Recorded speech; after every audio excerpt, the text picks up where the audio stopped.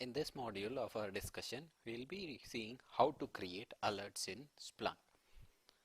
In our previous modules, we have learned how to do basic searching in Splunk and how to use a couple of Boolean operations and or not to filter out the necessary events that we are looking for.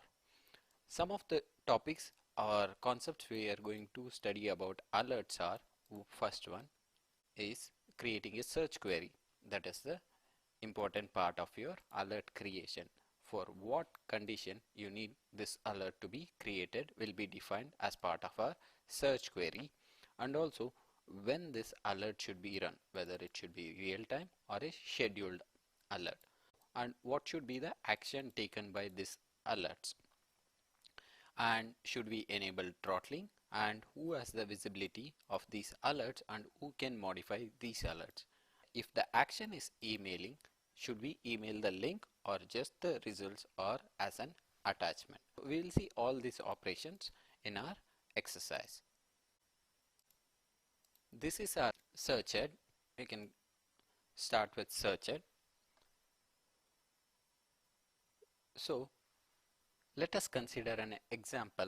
Whenever my server throws either 400 or 500 errors as per our HTTP code, we know that something is wrong with our server or some page has not been available for the user.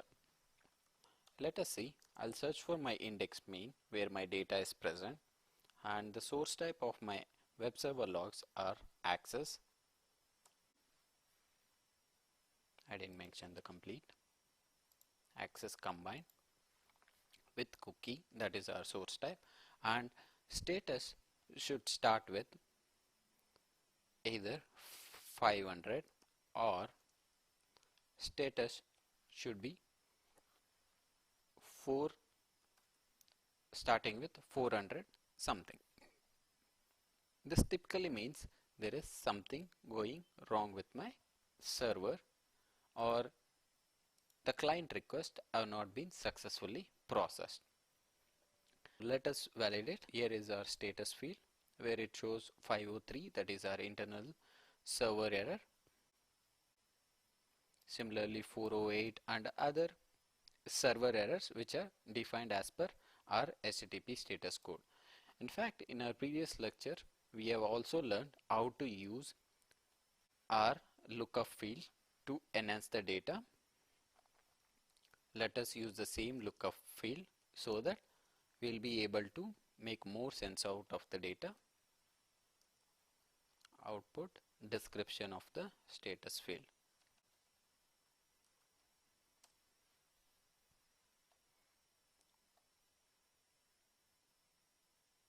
This is not input, this will be your lookup command.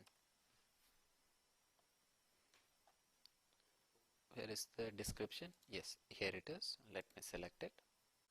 Here, as you can see, these are the error description as per our status. Let us see how we can create an alert so that whenever this event occurs, we should be alerted almost at the real time. I will write a query where to display just the statistics based on the count of those status values. So stats command, I'm using it to just display. This should be count by. What it does basically is it sorts everything based on your status and how much count of events that has been received in a period that you have selected. Now we have set up our query. This is our condition. We should be alerted whenever these status codes are received on our web server. Click on save, alert, and here you will give a short title where it displays a brief information of what this alert does, and here you can probably write web server generating